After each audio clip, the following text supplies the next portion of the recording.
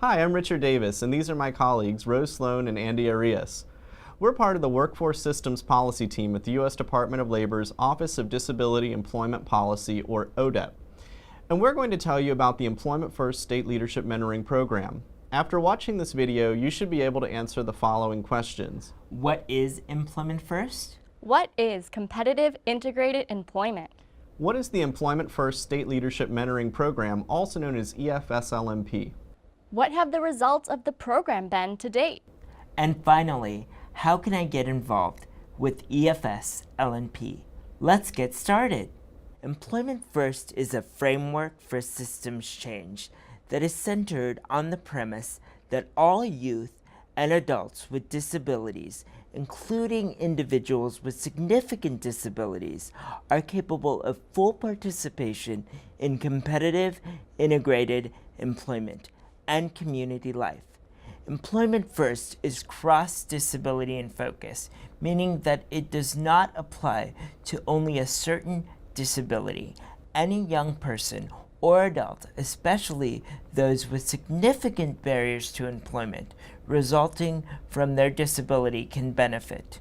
In other words, no one is left out of Employment First, regardless of disability, whether that be physical, mental health, intellectual, or developmental disability. Under the Employment First framework, publicly financed systems, meaning the state government agencies and the programs and services they oversee, are urged to align policies, services, and reimbursement structures to commit to the competitive, integrative employment outcomes for youth and adults with disabilities. And by competitive integrated employment, we mean employment in which people with disabilities, 1, earn at least the minimum or prevailing wage, 2, are interacting with people without disabilities to the same extent that people without disabilities interact with one another, 3, have advancement opportunities and benefits, and 4, are preferably employed full-time. Here are the basics of the Employment First State Leadership Mentoring Program. The program was launched by ODEP in October of 2012. The idea was that state leaders can help other state leaders through a mentoring relationship, and that states that want to make changes in their policy to align it with Employment First principles can benefit both from these state leaders and also from technical assistance from additional national experts in specific areas. These areas include, but are not limited to, such things as rate and reimbursement restructuring, policy alignment across multiple different systems, school-to-work transition for youth with significant disabilities, and provider transformation. In the beginning, only 4 states participated. As of 2016, there are 19 core states which have applied for and received intensive technical assistance from National Subject Matter Experts, or SMEs. And over 1,600 people from all 50 states currently participate in our National Community of Practice, or COP. The 19 core states participating in 2016 are Alabama, Arkansas, Colorado, Connecticut, Delaware, the District of Columbia, Hawaii, Illinois, Iowa, Maine, Maryland, Michigan, Missouri, New York, North Carolina, Ohio, Pennsylvania, Tennessee, and Utah. A requirement of EFSLMP is that at a minimum, 6 state agencies are committed to Employment First and agree to work together towards systems change. These 6 agencies include intellectual developmental disability, vocational rehabilitation, workforce investment, mental health, education, and Medicaid. Another component of EFSLMP is Vision Quest, also known as VQ. Under Vision Quest, each core state has the option of choosing one of 4 areas of concentration, including Workforce Development Systems and Workforce Innovation and Opportunity Act, or WIOA implementation, Home and Community-Based Services, or HCBS planning and reform, Rate and Reimbursement Restructuring, or School-to-Work Transition. The idea here is that each state will receive at least 10 hours of technical assistance per month from one of our subject matter experts, and at least twice per year will have on-site technical assistance. In addition, each state participates in quarterly VQ webinars. These are like mini communities of practice in which states in the same VQ group learn from and help each other while getting virtual technical assistance from subject matter experts. The structure for the VQ program has 3 phases. First, an assessment is done by the subject matter experts. The assessment reviews all policy and guidance in the state relating to the target area across the relevant systems. Phase 2 uses the assessment information to create at least 1 to 2 policy change recommendations or products for consideration by the state VQ team.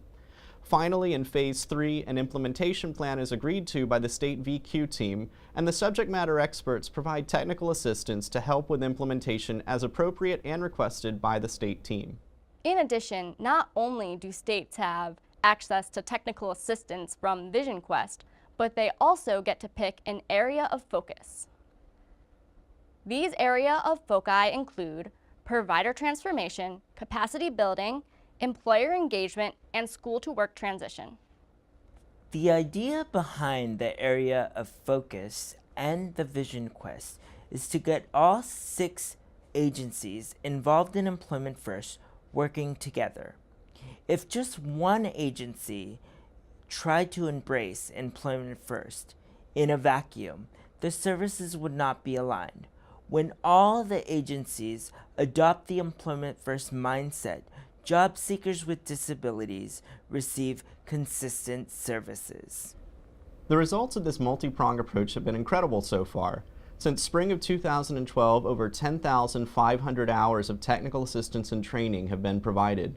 Over 75 provider organizations have received mentoring and coaching from our subject matter experts, and over 1,500 frontline direct service professionals have been trained in effective practices. Since October 2012, over 70 policy products have been developed, over 30 major policy changes have been adopted and implemented, and over 1,400 people with significant disabilities have obtained competitive integrated employment in 3 states. I can't wait to see what the 2016 data has to say about the 19 core states. Wow, that's pretty impressive. And as we said in the beginning of the video, you can get involved. You can get more information on Employment First by visiting our website at dol.gov/odep/topics/employmentfirst.htm. If you are not from a core state, or even if you are, we encourage you to join our community of practice. To do that, visit econssys.com/EFSLMP/subscribe. By joining the community of practice, you'll have access to monthly webinars and resources developed by our subject matter experts.